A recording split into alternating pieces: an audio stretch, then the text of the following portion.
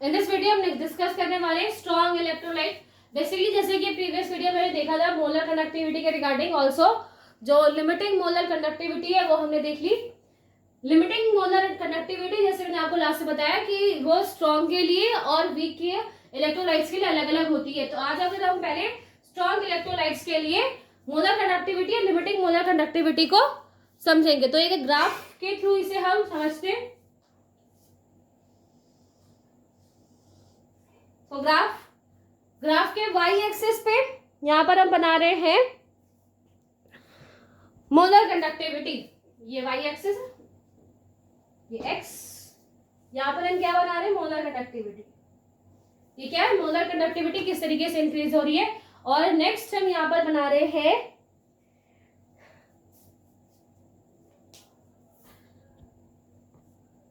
Against under root सी के regarding हम यहाँ पर मोलर कंडक्टिविटी को चेक करने वाले हैं। इसे हम सी हाफ भी लिख सकते हैं, रूट है राइट, रूट को हटाकर आप हाफ में कन्वर्ट कर सकते हो। सो यहाँ पर क्या है बेसिकली कांस्टेंट के लिए यहाँ पे यूज कर रहे हैं। अब हम क्या कर रहे हैं, पहले हम इसे यूज करते हैं फॉर द स्ट्रॉन्ग इलेक्ट्रोलाइट। सो जब आप स्ट्रॉन्ग इलेक्ट्रोलाइट ले रहे हैं, फॉर एग्जाम्पल यहाँ पर स्ट्रॉन्ग इलेक्ट्रोलाइट्स है, हम इसे क्या कर रहे हैं, अब इसे डिसोसिएट करना स्टार्ट कर रहे हैं। इसकी मोलर कंडक्टिविटी को हम यहाँ पर चेक कर रहे हैं।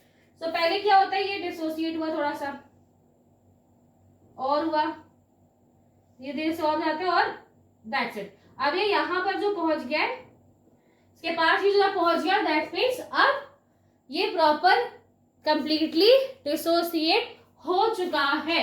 और यहाँ पर जो ये वैल्यू मिल रही है, ये जो यहाँ पर वैल्यू मिल रही है, ये क्या है, ये क्या है limiting molar conductivity. That means इस लिमिट तक जब हम उसे डाइल्यूटेड करते रहे, पहले उसका कंसंट्रेशन क्या था, पहले उसका कंसंट्रेशन ये था, ठीक है, यहाँ पर था इसका कंसंट्रेशन, और यहाँ पर जो वैल्यू है वो किसकी है, वो मोलर कंडक्टिविटी की वैल्यू हम यहाँ पे निकाल रहे हैं। अब हम उसका क्या कर रहे हैं, डाइल्यूशन बढ़ाते जा रहे हैं। जैसे जैसे आप उसका डाइल्यूशन इंक्रीज कर रहे हो, डाइल्यूशन आप उसमें इंक्रीज कर रहे हो, वो धीरे धीरे धीरे धीरे क्या हो रही है, वैल्यू आपको बढ़ती हुई मिल रही है। और फिर एक पर्टिकुलर पॉइंट पे जब ये पहुंचेगा, यहाँ पर क्या हो गया, ये कंप्लीटली डिसोसिएट हो गया। क्यों, क्योंकि ये स्ट्रॉन्ग इलेक्ट्रोलाइट है, कंप्लीटली डिसोसिएट हो जाएगा। तो इस पर्टिकुलर पॉइंट पे वो कंप्लीटली डिसोसिएट हो गया। और जो ये वैल्यू हमें यहाँ पर मिलेगी वो क्या है, लिमिटिंग मोलर कंडक्टिविटी हमें यहाँ पर मिल गई है, ठीक है।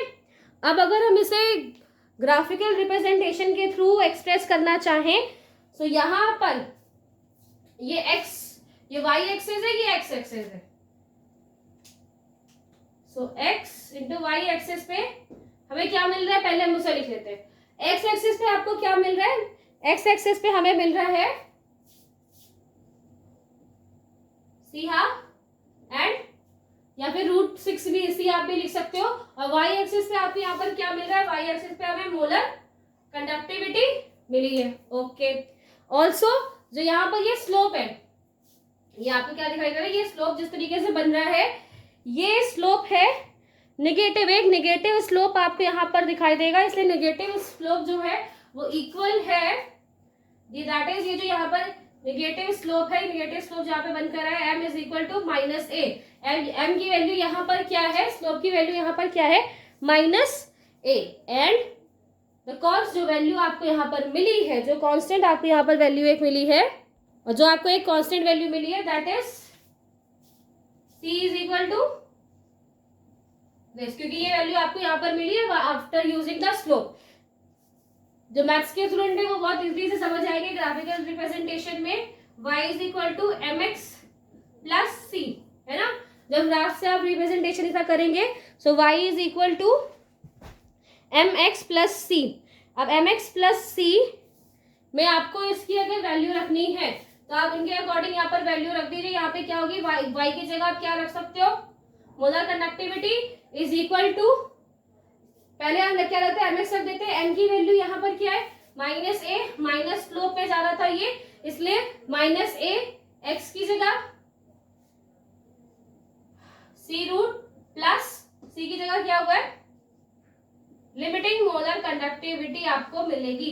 माइनस पे है, इसे हम इस तरीके से भी लिख सकते हैं, is equal to minus NaC। हाँ, तो कुछ इस तरीके से आपको ये वैल्यू मिल जाएगी।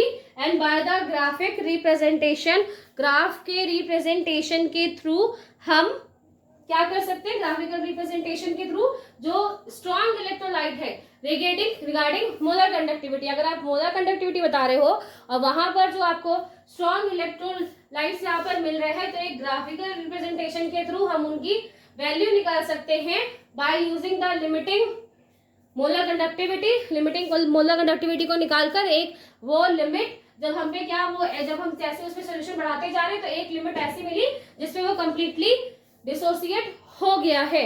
तो उस पर आप ग्राफिकल रिप्रेजेंटेशन के थ्रू कुछ इस तरीके से वैल्यू को निकाल सकते हो। After that there is scientist, एक साइंटिस्ट है, उन्होंने कोलरोश लॉ दिया, कोलरोश नाम था उनका। उन्होंने एक लॉ दिया कि अगर हम क्या करना चाहते हैं, किसी स्ट्रॉन्ग इलेक्ट्रोलाइट्स का कंसेंट्रेशन वहां पर आप निकालना चाहते हो, या स्ट्रॉन्ग इलेक्ट्रोलाइट्स का जो डिफरेंस है बिटवीन द मोलर कंडक्टिविटी या लिमिटिंग मोलर कंडक्टिविटी का, अगर आप वो डिफरेंस निकालना चाहते हो, सो हम वो कैसे बता सकते हैं, वो हम पता लगा सकते हैं बाय कैटायन एंड एनायन।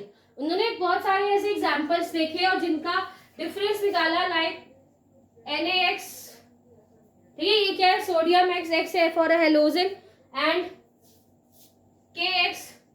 अब उन्होंने क्या किया, X कॉमन रखा है, यहाँ पर X को कॉमन रखा है, NaCl ले लिया या KCl ले लिया, NaBr ले सकते हैं या KBr ले लिया, या फिर ठीक है कोई भी, मतलब ऐसा आपने लेना है कि दोनों टाइम क्या हो, यहाँ पर x की जो वैल्यू हो वो सेम हो। जैसे आपको यहाँ पर दिखाई दे रही है x की वैल्यू सेम है, यहाँ पर भी x की वैल्यू सेम आ रही है। x वो मैक्स वाला x नहीं, हेलोजन के सेंस में है कि आपको Br सेम। और आपने यहाँ पर क्या रखा है, इस तरीके से जब उन्होंने देखा तो जब दो डिफरेंट सोल्यूशन में उन्होंने अलग अलग इलेक्ट्रोलाइट्स को यूज किया, तो उसमें जो सेम इलेक्ट्रोलाइट्स था उसकी जो वैल्यू निकली वो ऑलमोस्ट इक्वल थी। ठीक है, इन दोनों की जो वैल्यू है, जो Cl की जो वैल्यू है किसमें, Na में, वैल्यू इन द सेंस जो उसका इलेक्ट्रोड कंसेंट्रेशन है या डिफ्यूजन, डिग्री ऑफ डिफ्यूजन है, वो NaCl के केस में यूज किया या KCl के केस में क्यों सेम थी। और वैसे NaBr के केस में की, KBr के केस में की, तो वहां Br की जो कंसेंट्रेशन थी, डिसोसिएशन कंसेंट्रेशन, वो भी सेम थी। अगर ये Ki का यूज कर रहे हैं और उसके रिगार्डिंग NaI को यूज किया, तो वहां पर भी क्या हो रहा है कि कंसेंट्रेशन I की जो है वहां पर वो डिसोसिएशन वो ऑलमोस्ट सेम निकला। तो उन्होंने इससे क्या किया, डिफरेंस निकालना स्टार्ट कर दिया, जिससे आपको डिफरेंट वैल्यूज की जो मोलर लिमिटिंग मोलर कंडक्टिविटी है वो निकलने लगी। कैसे, एक बार उन्होंने इसमें निकाल के देखा, एक बार फिर इस इलेक्ट्रोड की निकाल कर देखी। जब दोनों इलेक्ट्रोड का इन्होंने लिमिटिंग मोलर कंडक्टिविटी निकाली, उसमें इसकी कंडक्टिविटी और इसकी कंडक्टिविटी ऑलमोस्ट इक्वल थी। अब अगर ये क्वेश्चन उठता है कि इन दोनों की अलग अलग कंडक्टिविटी कैसे निकाली, तो वो उन्होंने किसी इस तरह से निकाली थी, Ki। अब यहाँ पर हम क्या कर रहे हैं, कंडक्टिविटी निकाल रहे हैं Ki की। यहाँ पर हम क्या कर रहे हैं, मोलर कंडक्टिविटी निकाल रहे हैं Ki की। तो ये कैसे निकालेंगे, by the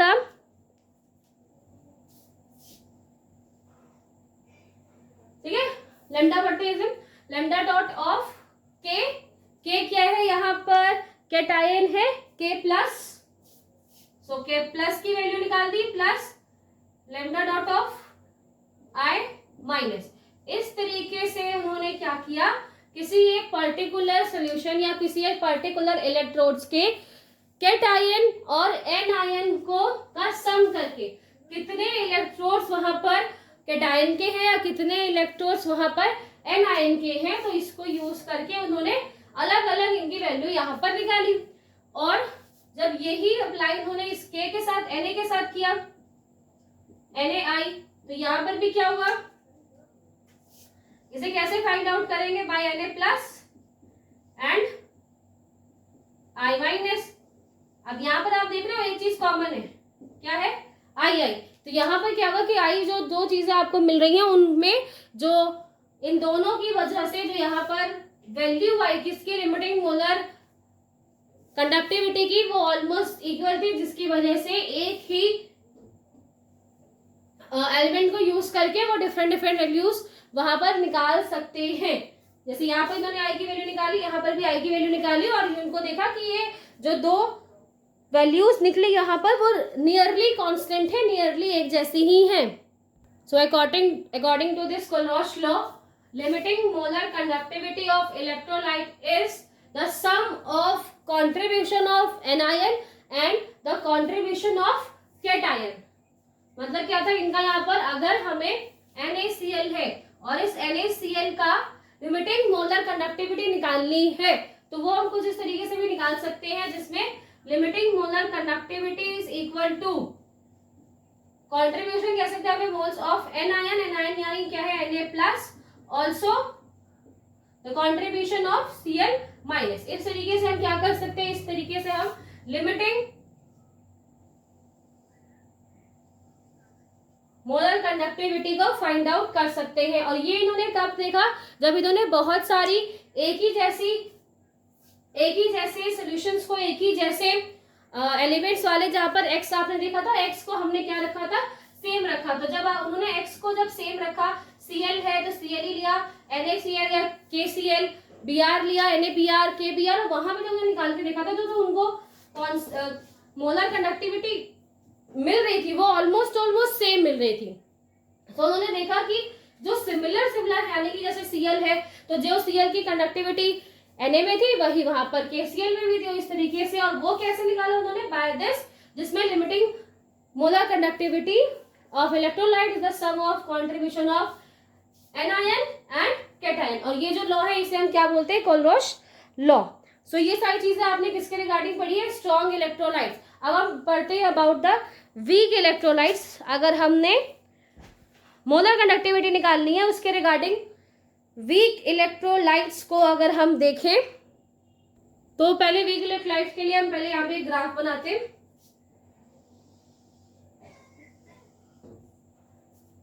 graph, so graph में on the y axis, x axis पे क्या मिल रहा है,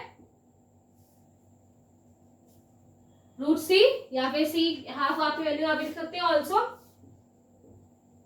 मोलर कंडक्टिविटी। सो अब आप क्या करेंगे, अब आप यहाँ पे एक ग्राफ प्लॉट करेंगे। तो जैसे हमने कंसर्न स्ट्रॉन्ग इलेक्ट्रोलाइट्स में देखा था कि वहां पर एक हमें वैल्यू मिली थी और जो कि हम क्या कर रहे थे, लिमिटिंग मोलर कंडक्टिविटी हमने फाइंड आउट करनी थी। But in this case weak electrolytes की हम बात कर रहे हैं, जैसे एसिटिक एसिड या कोई भी एग्जाम्पल यहाँ पर लेते हैं। पहले वो इतना कंसंट्रेशन, जो पॉइंट मैंने बताया इस पॉइंट पे उसका कंसंट्रेशन था। अब आप क्या कर रहे हो, डाइल्यूशन बढ़ा रहे हो। अब हम उसे डाइल्यूशन यहाँ पे बढ़ा रहे हैं। डाइल्यूशन बढ़ाने का मतलब है और ज्यादा जो ऐसा कंसंट्रेशन है हम कम करते जा रहे हैं। तो अब ये पहले क्या होता है, ये इंक्रीज होना स्टार्ट करता है। जैसे पहले ही तो धीरे धीरे ये क्या करेगा, इसका वॉल्यूम यहाँ पर इंक्रीज होना स्टार्ट करेगा। जब ये वॉल्यूम पहले धीरे धीरे से इंक्रीज होता रहता है और फिर एक ऐसी वैल्यू पर आने के बाद, मतलब एक पर्टिकुलर पॉइंट पे पहुंचने के बाद ये ग्राफ आपको कुछ इस तरीके से दिखाई देगा। मतलब जो ये एक्स वैल्यू है इसके अकॉर्डिंग वो ऊपर की तरफ आपको जाता हुआ दिखाई दे रहा है। वन मोर थिंग, इसके प्रीवियस वो ग्राफ जो बताया था मैंने स्ट्रॉन्ग इलेक्ट्रोलाइट्स में, उसमें ये बताना मैं भूल गई थी कि जो सी जो यहाँ पर है, √c जो यहाँ पर लिखा हुआ है, एक्चुअली ये जो वैल्यू है, मतलब आप यहाँ पर जो भी वैल्यू लिखेंगे वो पीछे की तरह आते आते धीरे धीरे जिससे बढ़ रहे हैं वो कम होती जा रही है।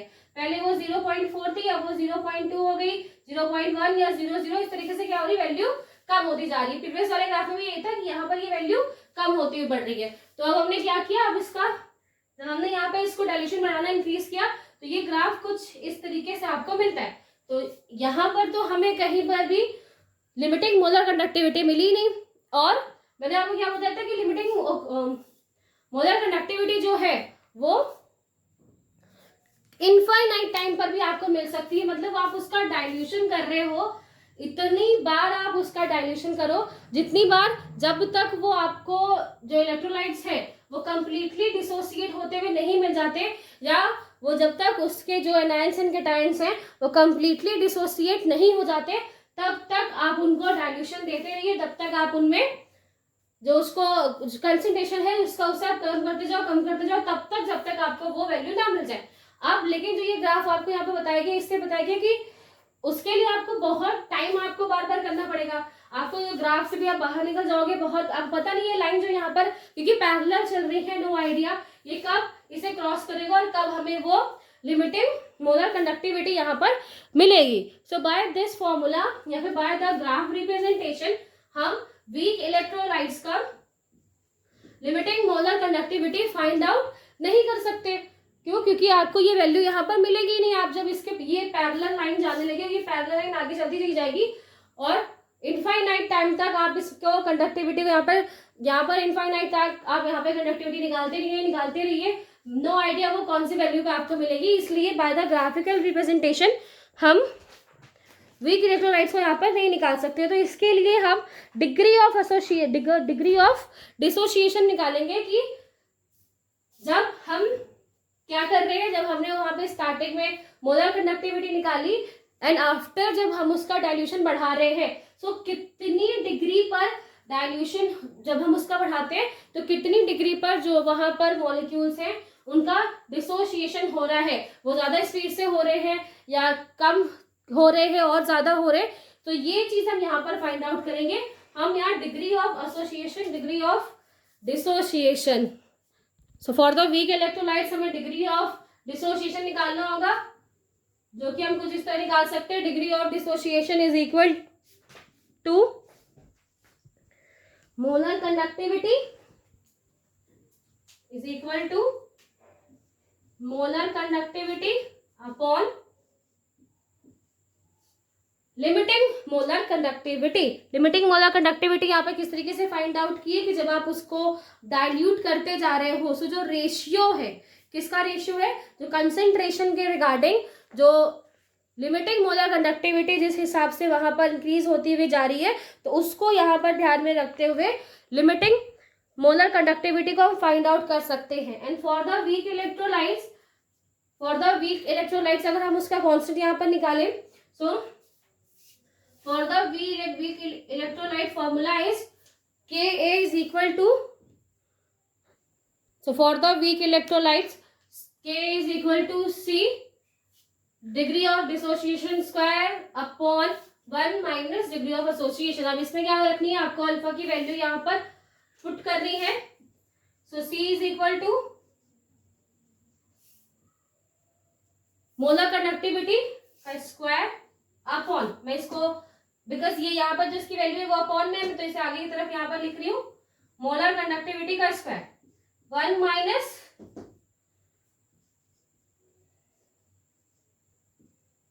Molar conductivity upon limiting molar conductivity. अब आप इसका एलसीएम निकालिए। एलसीएम निकालने के बाद यहाँ पर क्या है, इस तरीके से आप लिखेंगे। अब यहाँ पर जब आप इसका एलसीएम निकालेंगे तो हमें यहाँ पे क्या वैल्यू मिलेगी, आई थिंक आप सब एलसीएम निकाल सकते हैं अपॉन दिस, ये वैल्यू आपको मिलेगी। आप इसे 1 से कट कर सकते हैं ऊपर यहाँ पे, बिकॉज ये और एक 1 टाइम डबल टाइम लिखा हुआ था, स्क्वायर है इसलिए अपॉन